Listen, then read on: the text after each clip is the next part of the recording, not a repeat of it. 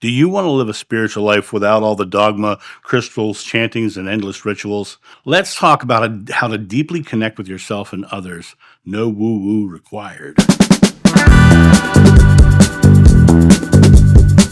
The spiritual world has gotten extremely complex, my friends, and I am sitting here this morning enjoying my beautiful moment with my beautiful mug of coffee, understanding that all of the doctrines, dogmas, rituals, methods, modalities, crystals, incense, sage, all of that stuff are constructs of the mind to try to give a action to spirituality. The fact of the matter is that you're never not spiritual. Every moment of your life is a product of belief. Every moment of your life is being expressed into your world. And there is nothing in this physical world that we need. One of the biggest struggles I find with some people who are on their spiritual path, they get into psychedelics. What happens next is they tend to believe it's the psychedelics that are giving them the spiritual experience, and they come back for more psychedelics. And they create an addictive cycle to the psychedelics, thinking that it's the psychedelics that are giving them the spiritual experience. But in reality, what's happening is they're giving their power away. You can have all of those experiences without the psychedelics at all. It's just a matter of coming back to your divinity and stepping into your own personal belief. There's no need for crystals or anything in this physical world. This physical world is simply, as I said, an illusion of belief. In the introduction, I said woo-woo.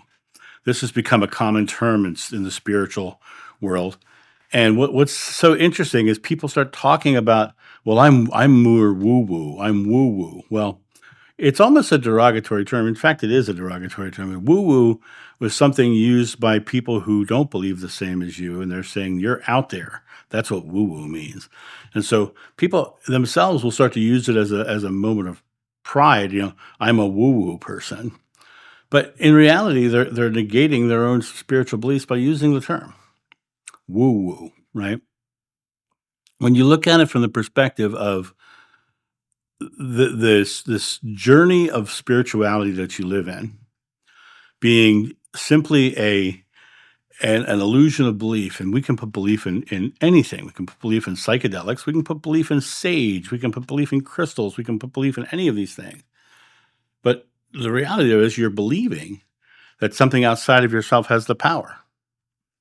When the kingdom of heaven is within you, everything within you, everything comes from you, everything is a product of your belief. It is a representation of your chosen beliefs, and we sometimes choose consciously or subconsciously. And when we come from choosing subconsciously, we're choosing from our past experience, and usually we're expecting something negative ahead of us because of our past experiences. So when you look at it from the perspective of what is woo-woo, woo-woo is anything that takes the power outside of you and puts it outside of yourself. Woo-woo is religion. Woo-woo is the new age tools and all of those things. Woo-woo is that. Now, I am in no way, shape, or form telling you that your method modality is wrong. It's your method, your modality. In my father's house, there are many mansions. We're all on our own personal spiritual journey. This is not a judgment in any way, shape, or form. I'm literally commenting on the fact that if we are truly living into our own personal beliefs, I'm sharing mine right now. I have let go of all of the doctrines, the dogmas, the rituals. I gave away all my statues and all of my little things. I have things that I like for aesthetic reasons. Like I like my Buddha that's in my other room. Right? I like my Egypt head because I got it in Egypt. It was a beautiful thing. But I have no things of veneration in this home. I don't have crosses on the walls. I don't have shrines to a deity. I don't have a crystal table. I don't have any of those things because I think all of those things are unnecessary. All of those things do not have any sway over how I'm living my life. And like I say, it's not wrong in any way, shape, or form if that's how you live your life. But I have found the less I hold on to things in the physical, the more spiritual I become. Because what happens is I start to see the world as spiritual. I look at the world as a product of belief, and that means if I see something that doesn't look great, I change the belief about it, and it changes. It literally changes. Things happen. Things start to move in different directions because I believe my world is a product of my belief. And when I start putting beliefs in things outside of myself, I lose my own empowerment. The Jesuit said, when you seek a path is laid before you. But until you turn the path back to yourself, you never find the doorway. All of the rituals, dogmas, crystals, all of the things, those are just pathways. And they're pathways away from yourself because they're putting power outside of yourself. And the reality is, for me, that when I got rid of all of that, the infinite exposed itself. I suddenly saw more. I understood more.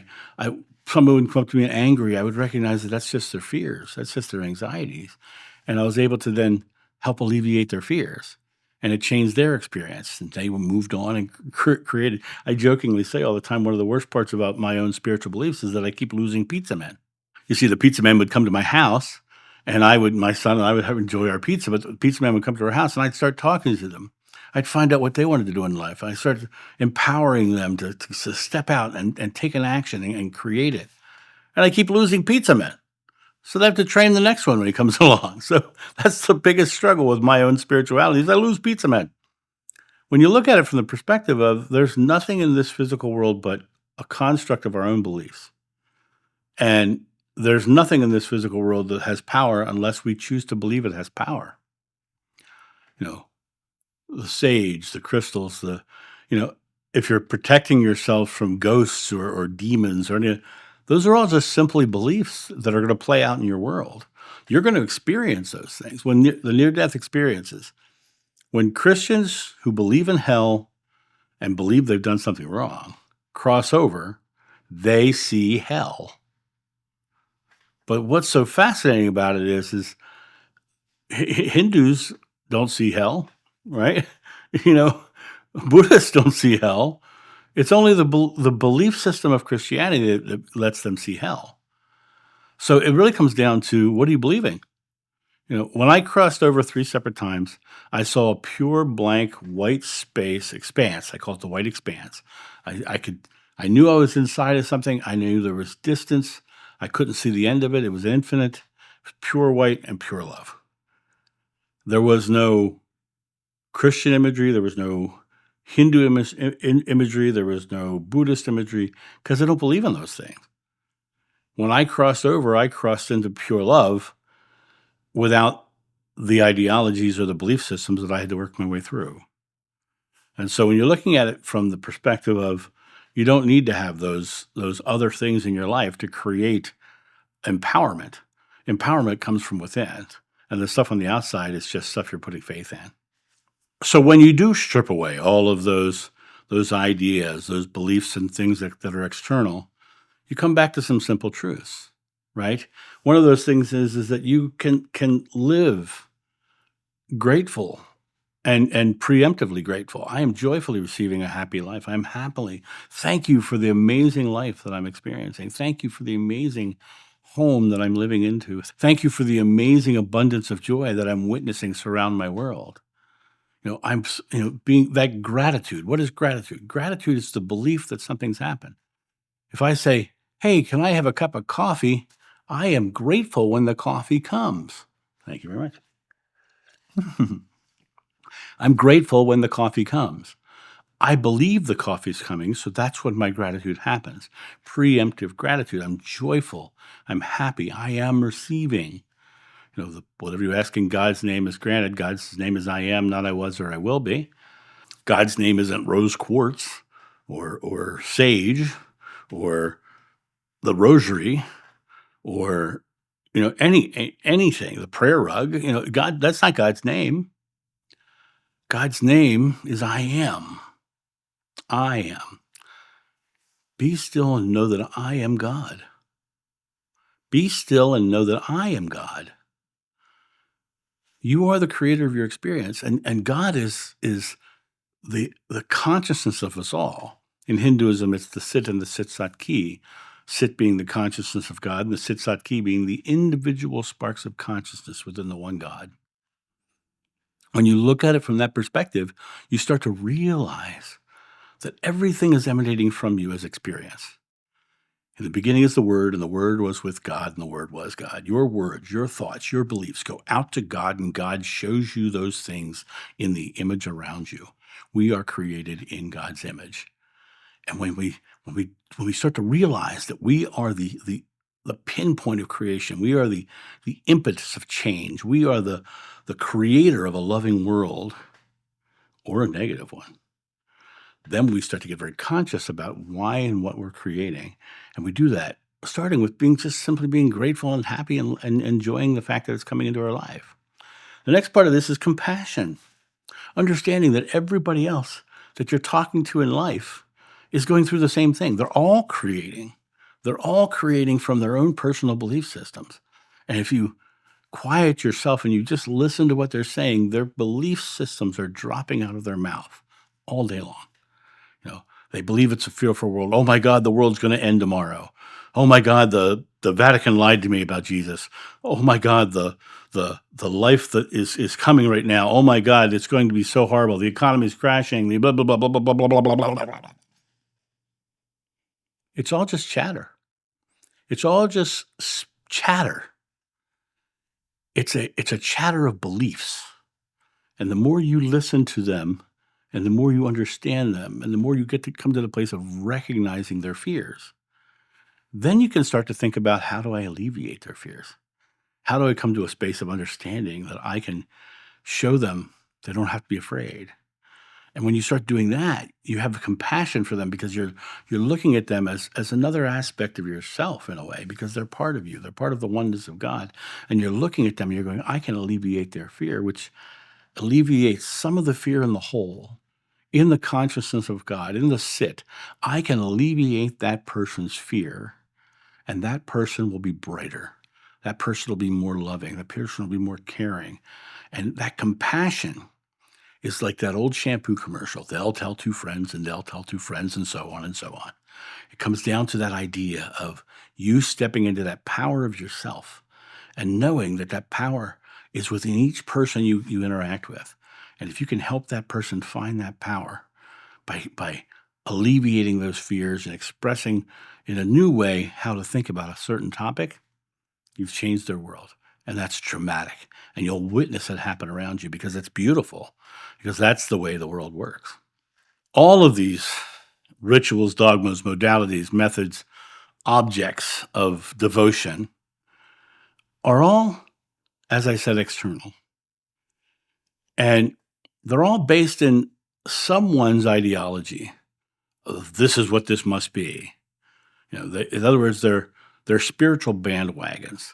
They're telling you to hop on the bandwagon of Christianity. They're telling you to hop on the bandwagon of crystal energy. They're telling you to hop on the bandwagon of all these methods, modalities, techniques, doctrines, dogmas, and objects of devotion. That's all they are. When you embrace your personal individuality and you turn that path back to yourself, and you come to find that you can be the loving world that you've always wanted, and you can live into that loving world that you've always wanted, then what happens is all of the methods, modalities, and all that stuff goes away, because you're just living your own individual personal life and understanding that you living in a beautiful, loving way without the need of disempowering objects in a physical world that is nothing but an illusion of belief actually is the way to change people's lives. You're empowering others to step into their own power of creation, as opposed to looking outside of themselves for something of power. And when you come back to that perspective, you start to realize that you have all the power. The kingdom of heaven is within you. Greater works than I have done, you will do. It's your faith that heals you. You can ask mountains to move, and it'll move. Nothing's impossible for you. In none of those statements does it say you need crystals, sage. It doesn't even say you need prayer. It says belief. If you have faith, believe you shall receive. And when you pray, believe you shall receive. It's not the prayer, it's the belief. It's the belief. the idea that you are receiving. You have the power within you to create and to understand that in your life of compassion, you can find that with everybody else around you. But all of those ideologies come with rituals and doctrines and dogmas and labels. I am a New Age practitioner. I am a Catholic. I am a Buddhist. I am a pantheist. I am a Stoic. All of those things are just labels. And they're literally like putting yourself on a railroad track. You're only going to see what that track will let you see out of the window of your train.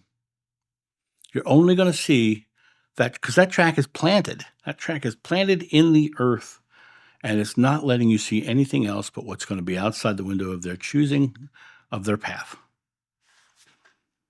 But you don't need to label yourself into one and miss all the rest. You can step back and look at all the beauty in all of it and find that your individual path doesn't have to have a label. People ask me my religion all the time. I say, I am John and I am love. That's my religion. I am John and I am love. And it's a beautiful thing. Be still and know that I am God. God is love. So I am John and I am expressing love into the world. And in doing that, I am not labeled. I'm named. I am John and I am love, right?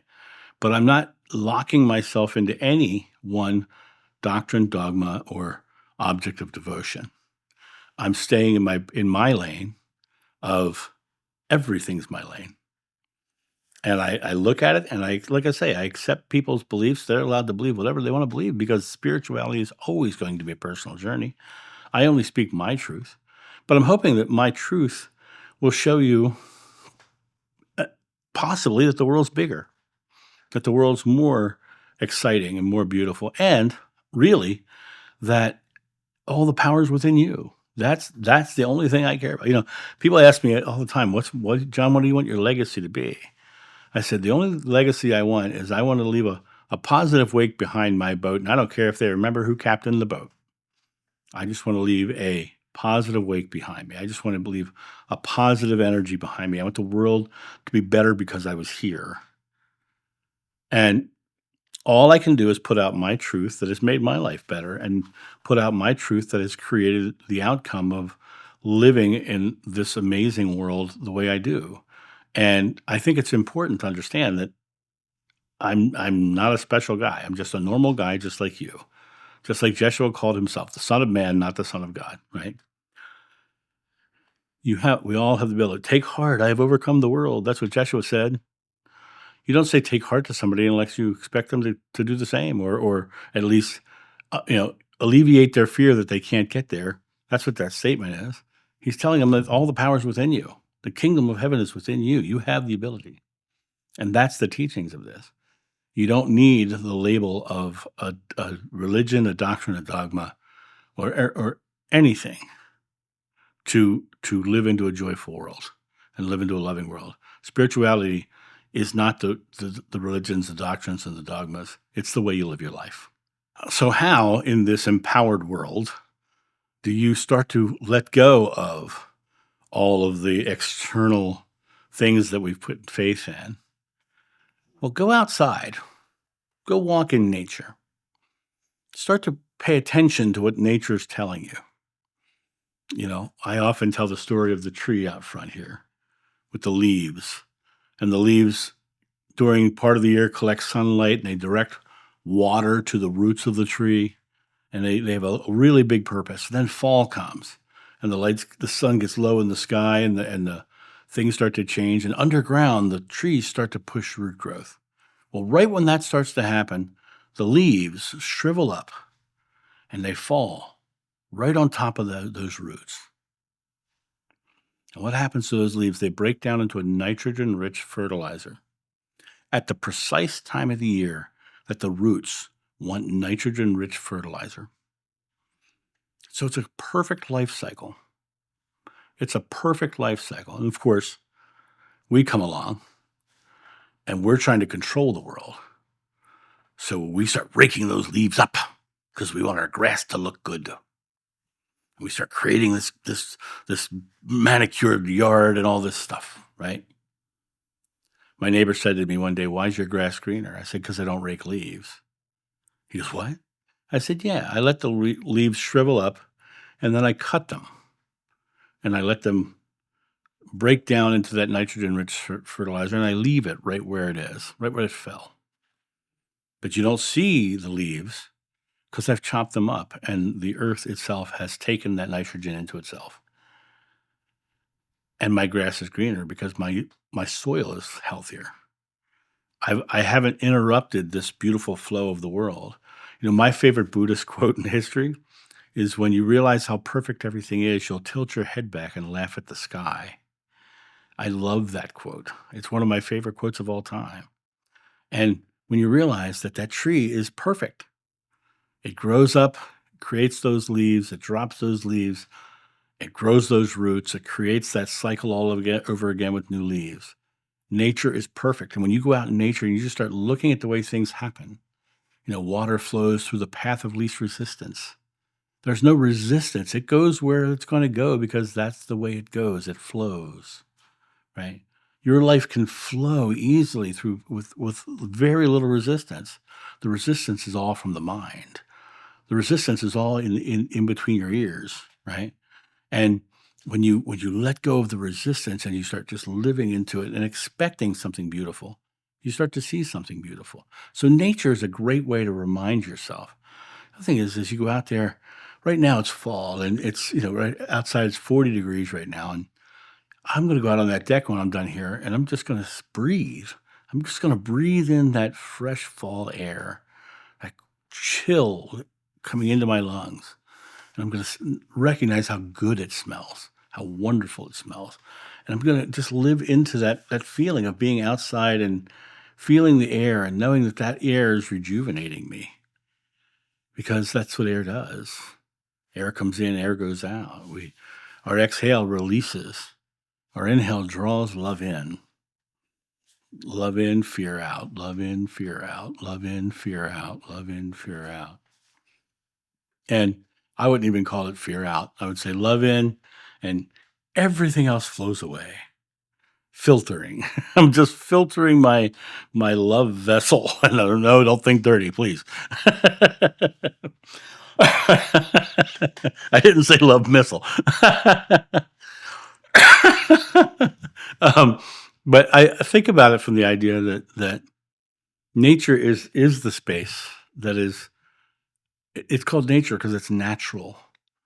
It's there. It's in the world. It's unencumbered by the restraints of man. And what happens? It grows perfectly, and it uses itself perfectly. And when we go out and we can appreciate that nature, that part of nature, we come to understand a greater relationship with God. The other thing is when you realize that all the chatter in the world, all those negative chatters, they're all counteracted by stillness and silence. Find your moments to just say, okay, in this moment, I'm just going to breathe. Be still and know that I am God. I'm going to just come back to that moment of stillness, that moment of silence, and I'm just going to lean into that feeling of that stillness and that silence. And I'm going to express myself into that beautiful life of my own divinity. Exhale. When you exhale and you just get into stillness and you just listen, you hear the world around you make noises, especially if you're outside, especially if you're in nature. There's beautiful noises all the time. And you can sit there and you can enjoy the sound of nature. And in that stillness, you realize I'm enjoying the sound of nature. I'm not thinking about my job. I'm not thinking about any of those fearful things or those evil entities or any of those things. I am just here in stillness. And I'm just experiencing my own divinity within this one moment without all the chatter of the mind. When Adam and Eve, they ate from the tree of knowledge, they got kicked out of paradise. They got in their heads and out of their hearts. When you go into silence, you're shutting off what's in your head and you're coming back to your feelings because you're sitting there, you breathe in, it just feels good. It feels wonderful. Bring yourself to that feeling of wonderful. Give yourself moments to just shut the chatter off. You know, go on Facebook vacation. Turn it off. Right now, especially during the election, it's crazy. Turn it off. Be in this time of just being the pure peace and joy that you are in the here and now. And that's found in your stillness, in your silence, because it's your natural state. All the fear-based stuff is of the mind. And you come back to that natural state, you start to realize that you have the ability to be that natural state in the physical world and quiet that chatter. One of the things that happens within spirituality is people get lost looking for purpose. People get lost hunting for purpose. And purpose is chosen, not found. Your present moment is the only moment you'll ever live. And you can live on purpose. My friend Dan Thurman, amazing motivational speaker, has a book called Off Balance on Purpose. And he talks about putting himself out of his comfort zone purposely so that he can find his better growth or he can do his things. He doesn't lock himself into a velvet cage as this is what I know, this is what I understand, and I'm not going outside of that. He says, no, put yourself off balance. He uses the analogy of a unicycle. To get on, if you're standing on a unicycle, if you want to move forward, you've got to fall off balance and start pedaling to catch up. That's the key to this. He says you literally start realizing that you have the control of motion. You have the control of your life. And living with a purpose is people are trying, I'm trying to find my purpose, right? That's the carrot on the stick. That's the carrot out there. Drop the stick. Choose a purpose. Live it. If it doesn't work for you, choose another one. Each moment is a moment of creation. You can find in this moment something amazing to do. Personally, I have women who come to me who are grandparents now, and they're like, I'm trying to find my purpose. I said, do you have loving grandkids? She says, yeah. I said, do you have loving kids? They go, yeah. It's my favorite thing in the world is to be with my grandkids and do all these things. I said, that's an amazing purpose. Because they go, what? What do you mean that's an amazing purpose? Shouldn't I be at the soup kitchen? Shouldn't I be doing all those things? I'm like, if you want to do that, if that's the purpose you choose, that's great. But showing those grandkids a loving grandmother is delivering love. And God is love. Don't think you can have a greater purpose. Do you love to paint? Paint, because you love to paint, because you're creating love into the physical world. We're all connected as one. Be the love so they see the love. That's an amazing purpose. I work a lot of hours. I work 60 to 70 hours a week easily. I love it. I love it. That's why I work 60 to 70 hours a week easily, because I love what I'm doing. I love putting loving messages into the world. I love counterbalancing all the negative stuff that's on YouTube. I love being the expression of love in the midst of all of this fear-based marketing. I like being the antithesis of the norm by staying in my own personal space and knowing I'm creating a loving world. I'm finding that people are resonating with that.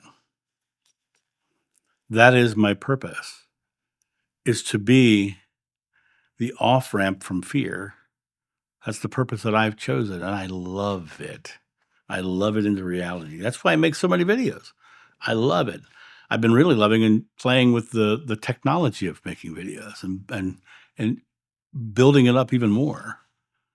But it comes down to this perspective of realizing that I am the creator of the experience, and I am living with purpose. It doesn't have to be something we overthink. We don't have to try to figure out this grand scheme, right? Choose to say, I am living a joyful life of purpose, and live your life. God will take care of the rest. Universe will take care of the rest. Consciousness will take care of the rest. Yada, yada will take care of the rest. declare you're living a beautiful life of purpose and just start loving life. That's the greatest purpose you could have. That's the greatest purpose you could have. Find ways to deliver love. God is love, so you're delivering love. You're delivering God. All of your self-judgments are coming from beliefs. And letting go of the self-judgment. I should be doing it this way. I should be doing it that way. I'm going to burn in hell because I don't go to church on Sunday. All of those things, those are just literally these judgments of self. And where are they coming from? They're coming from the doctrines, the dogmas, the things that have power outside of yourself that you've given power to. All of those judgments, all of those ideas are coming from a belief system that you have bought into. Judgment itself is fear. It's the fear of not being loved. I'm doing it wrong, so I'm not going to be loved. So when you look at it from the perspective of, if I release my judgment and just be love, I have nothing to be judged for because I'm being love. Joshua said, I leave you one commandment, love one another. He didn't say beat yourself up for not loving one another. He said just simply love one another. It means take this present moment and love one another. Do something loving, do something caring, and understand that you're part of that. You're part of that oneness. I drink coffee every day. I love coffee. I love coffee. I do that for me. I love coffee, right? And in that love of coffee, I'm finding a new expression of love, right? I sip it. I embrace it. I love it. That's living a loving moment. I make these videos. I go in the front room and I sit there and I edit them, and I just loved even playing with it. I just love the editing process because I feel like I'm as I'm editing, I'm honing the message to be a little tighter, a little bit easier to digest, a little bit more simple for the viewer to take in. So to me, I'm loving that process. Learning this software, DaVinci Resolve, and learning this camera, this FX30 camera here in front of me, and this monitor and this microphone. And if you saw this rig, you'd laugh at me because it's just silly. I could do this whole thing I'm doing right now on my iPhone with a better mic.